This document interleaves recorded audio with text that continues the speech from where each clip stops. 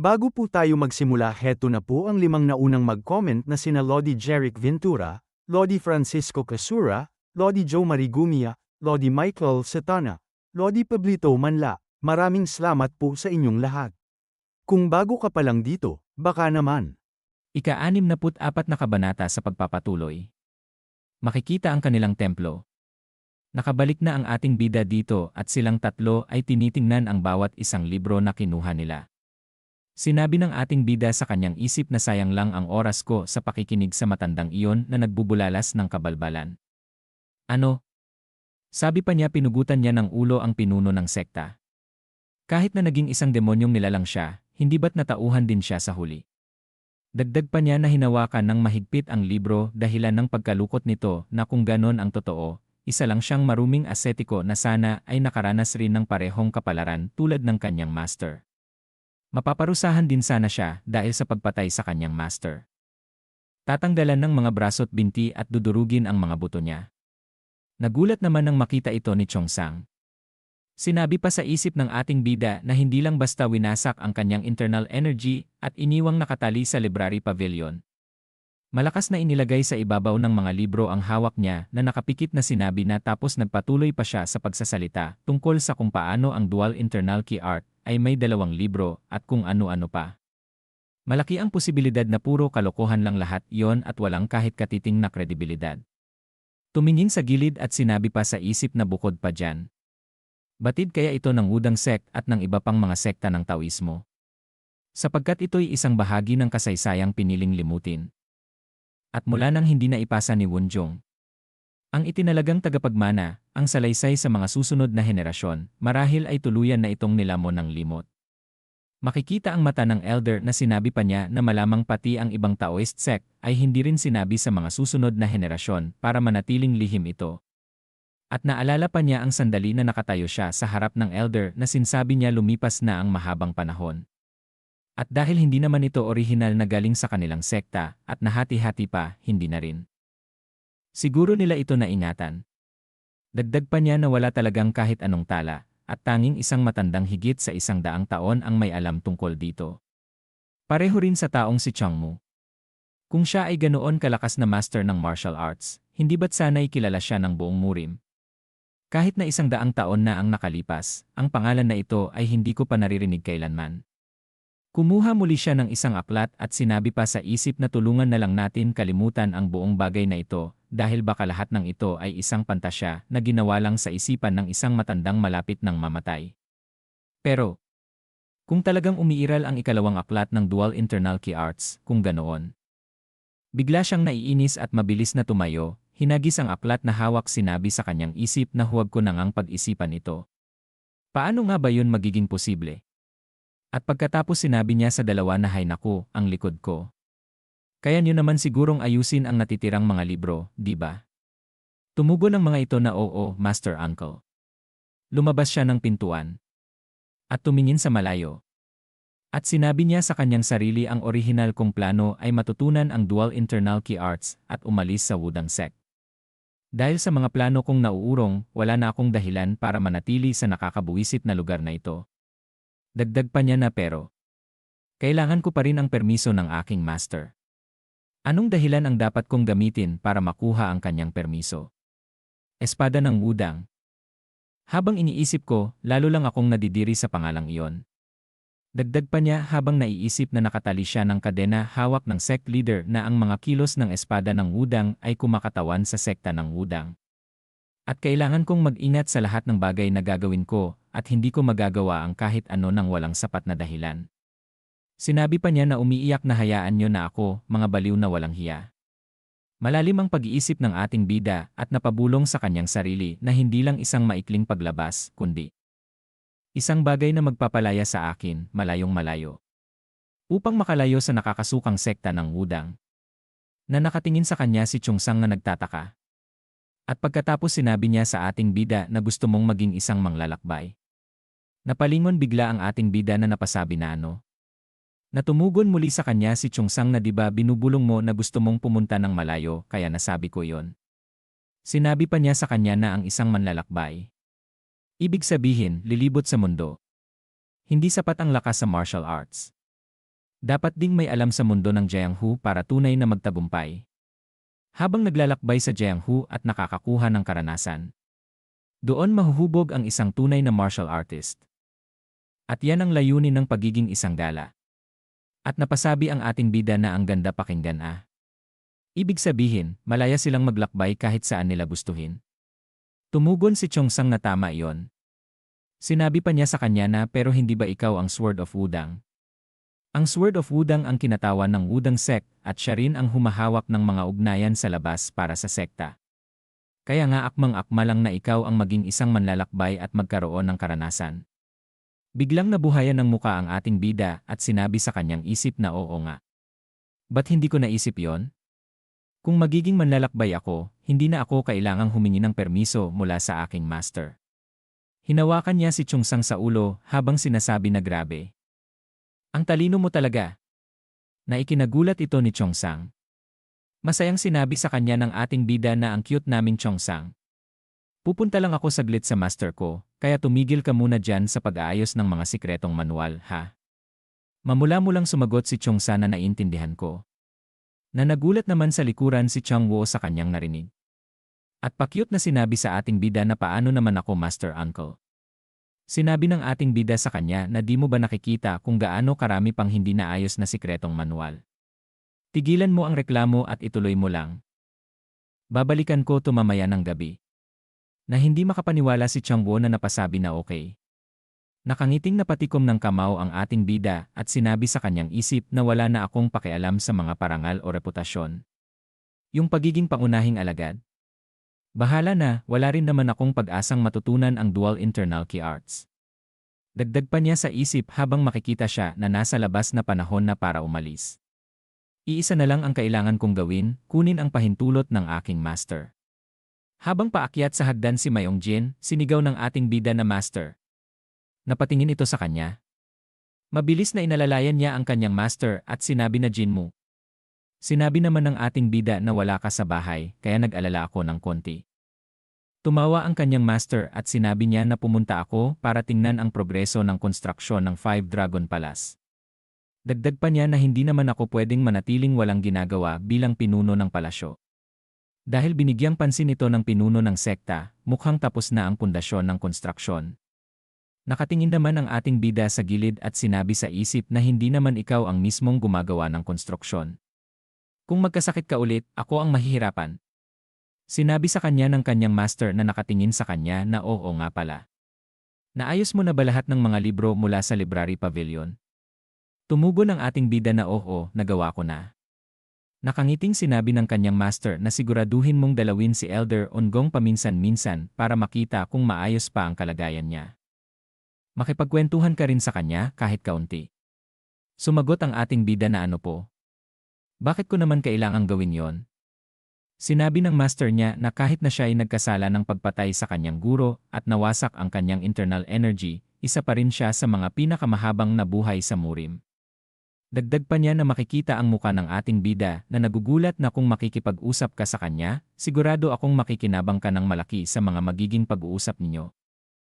At napasabi sa isip ang ating bida na sandali lang. Ang krimen ng pagpatay sa kanyang guro. Totoo ba talaga yung kwento na yun? At pagkatapos sinabi niya na master, may tao bang pangalan na Changmu sa mga nakaraang henerasyon ng Wudang sect?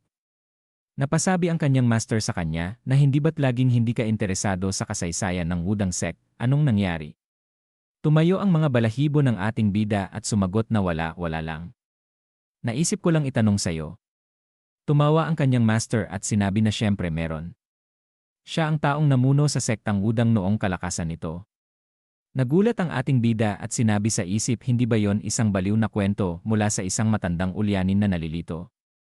At pagkatapos sinabi niya na wala akong narinig tungkol doon. Natumugon sa kanya ang kanyang master na oo, posible na hindi mo pa narinig yon. Dagdag pa niya na ang nakasulat na kasaysayan tungkol sa kanya sa loob ng Murim Book ay mayroon lamang humigit kumulang 10 taon ng kanyang kwento. At ang bahaging iyon ay tungkol lamang sa kanyang pagtulong ng panandalian dahil sa kahilingan ng gobyerno, kaya kakaunti lang ang mga linya. Mayroon ding popular na paniniwala na ang taong nasa likod ng kasunduan ng hindi panghihimasok sa pagitan ng Murim at ng gobyerno ay siya. Na seryosong sinabi niya sa isip na ngayon ko lang, naalala, parang mayroon nga akong bahagyang natatandaan tungkol dyan.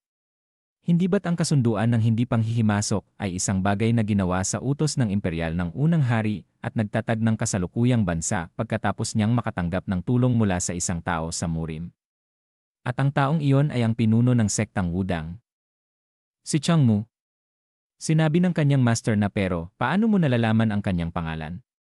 Sinabi ng ating bida sa kanya na nang ako'y dumaan sa library pavilion kanina lang, ang baliw na matanda. Ibig kong sabihin, si Elder Ongong ang nagsabi sa akin tungkol sa kanya. Tumingin sa ating bida at sinabi na ito ay kakaiba. Akalain mong pag-uusapan niya ang ating ninuno na si Changmu.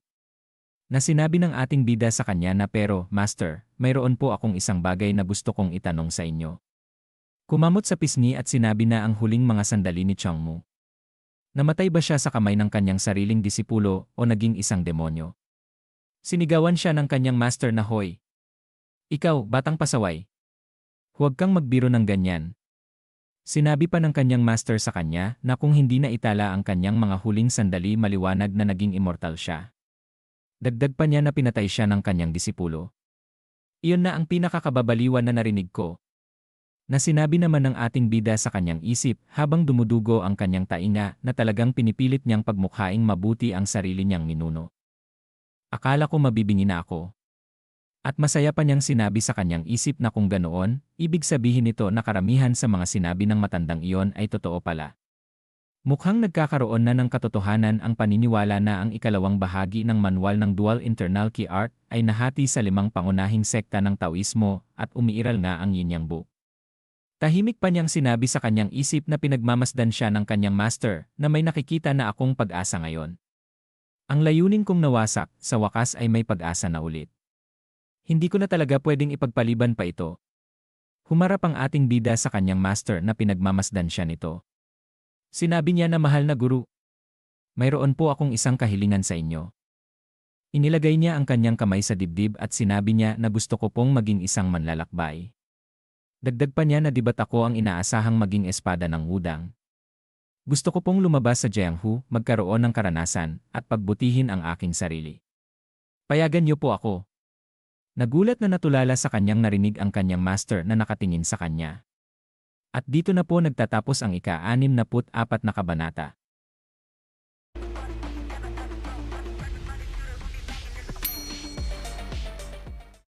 Ika-65 kabanata. Sa pagpapatuloy, makikita ang Violet Cloud Palace, kung saan makikita ang sect leader na nagbabasa ng liham. At nag-aalalang sinabi nito na ano kaya ang dapat kong gawin tungkol dito. Biglang dumating si Mayong Jin, sinasabi na sect leader. Napalingon ito sa kanya na nagtataka. Sumuntok sa kamao at gumalang na sinabi na ang 5 Dragon Palace Master, si Mayong Jin ay nag-uulat sa inyo. Tumawa sa kanya ang sect leader at sinabi na hindi naman ito isang formal na pagpupulong o ano paman, kaya bakit ka ganyan ka formal? Halika at maupo ka. Tumugon ito sa kanya at sinabi na oo, senior brother. Habang papaupo siya sinabi niya na parang mayroon po kayong inaalala. Tumawa ito at sinabi na mukha ba akong may inaalala? At inilapag ang sulat na ipinakita sa kanya at sinabi na ito ay tungkol dito. Na napasabi si Mayong Jin na ito ay huminga ng malalim si sect leader at sinabi na isang liham na ipinadala ng pinuno ng Orthodox Murim Alliance.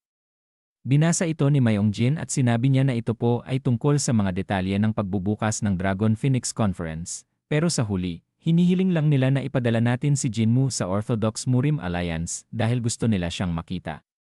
Masayang sinabi pa sa kanya ni Mayong Jin na ano naman ang dapat ikabahala doon? Maaari mo naman siyang ipadala roon, hindi ba? Sinabi sa kanya ni sect leader na paano naman natin basta-basta siyang ipapadala doon? Mayroon kitang magandang dahilan para panatilihin siya rito, tulad ng siya ay isang disipulo ng sektang Wudang o kaya naman ay kabilang siya sa sektang Wudang. Na nakangiti lang sa kanya si Mayong Jin. At pumikit pang sinabi ni sect leader na ngayong siya na ang naging espada ng Wudang, hindi na siya maaaring sumali sa Dragon Phoenix Conference o sa Orthodox Murim Alliance. Talagang padalos-dalos si Elder Sobang, seryoso. Dagdag pa niya na paano natin sila tatanggihan. Tinawag siya ni Mayong Jin. At sinabi na kalalapit lang sa akin ni Jinmu at sinabi. Niyang gusto niyang maging palaboy at humingi pa ng permiso sa akin. Na napaturo siya at sinabi na isang manlalakbay. Pero sapat na ang kanyang kakayahan sa martial arts.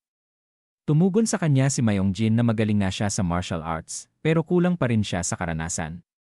At hindi ba tradisyon na ang tabak ng wudang ay dapat makuha ang mga selyo ng 5 dakilang sekta ng Taoismo sa gitnang kapatagan? Hayaan na lang natin siyang maglakbay habang kinokolekta ang mga selyong iyon at kumakamit ng karanasan sa Jianghu. Napasabi sa isip si sect leader na oo nga. Ang selyo ng 5 dakilang sekta ng Taoismo. Matagal na rin mula noong huling nagkaroon tayo ng tabak ng wudang, kaya nakalimutan ko na yon. Sinabi pa ni sect leader na maaari nating isama sina Changwo at Chongsang kay Jinmu papunta sa Dragon Phoenix Conference. Dahil sa huli, ang tunay na layunin ng Dragon Phoenix Conference ay tukuyin kung sino ang may talento at sino ang wala sa mga second class na disipulo ng bawat sekta. Mas malalakas na sina Chongsang at Changwo kaysa sa mga kasing edad nila, kaya siguradong magpapakita sila ng pambihirang galing. Masayang humawak sa balbas at sinabi pa niya na hindi lang ito tungkol sa pagpapalakas ng pangalan ng Wudang Sect, kundi makakapagpakita rin tayo ng maayos na imahe. Sa ganitong paraan, hindi rin natin tuwirang tinatanggihan ang hiling nilang ipadala si Jinmu roon. Natumugon si Mayong Jin na oo. Gawin na lang nating si Jinmu ang leader para makipagkita sa kanila. Tumawa si sect leader at sinabi na oo, tama.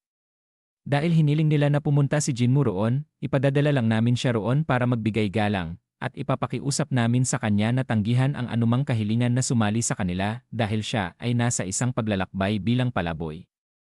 Sumagot sa kanya si Mayong Jin na oo, yun nga.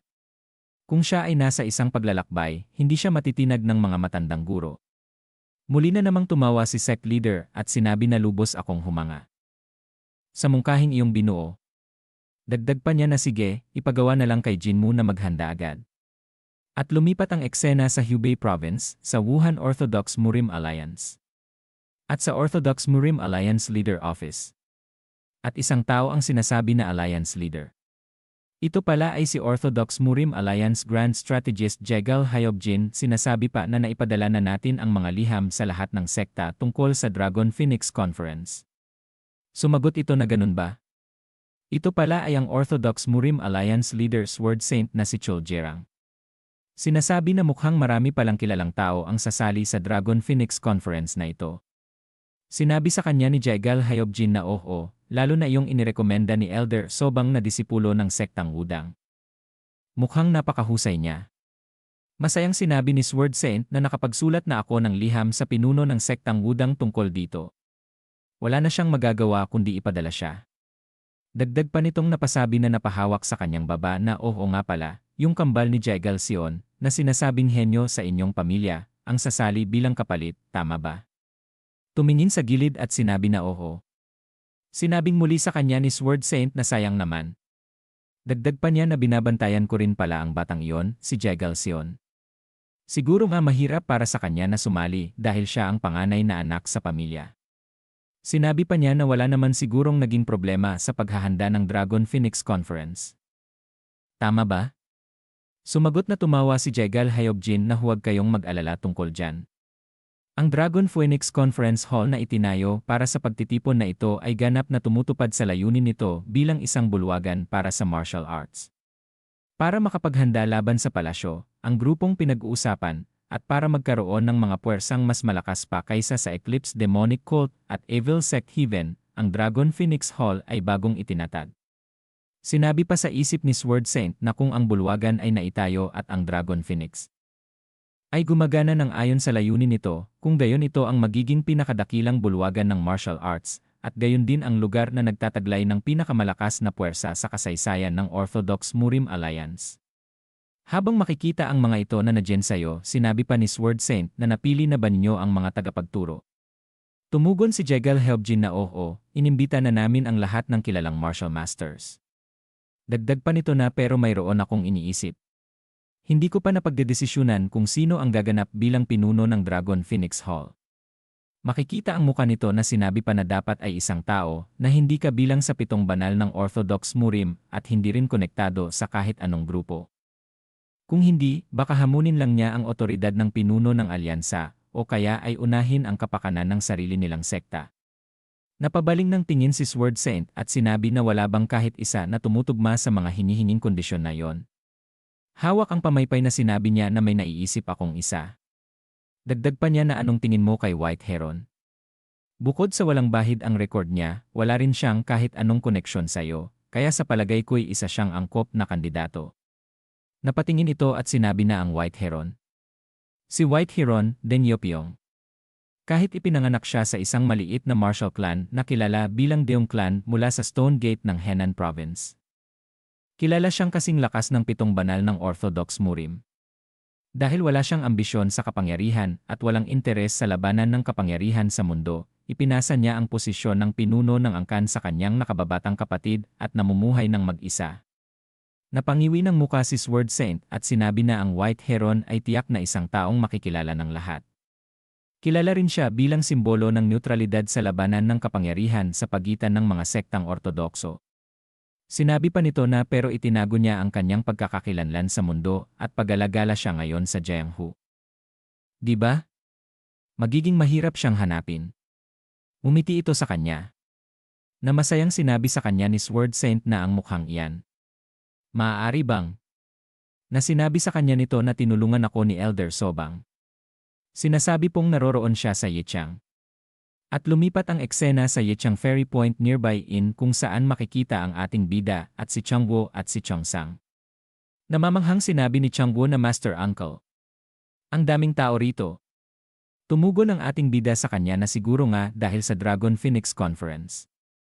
Ang pinakamadaling paraan para makapunta sa Wuhan, kung nasaan ang Orthodox Murim Alliance, ay ang sumakay ng bangka mula sa Yichang. Napahinga ng malalim ang ating bida na sinabi niya sa kanyang isip na pero isipin mong kasama ko na naman itong mga ito. At naalala niya ang sinabi sa kanya ng kanyang master na dalhin mo sina Chongsang at Changwo sa Orthodox Murim Alliance.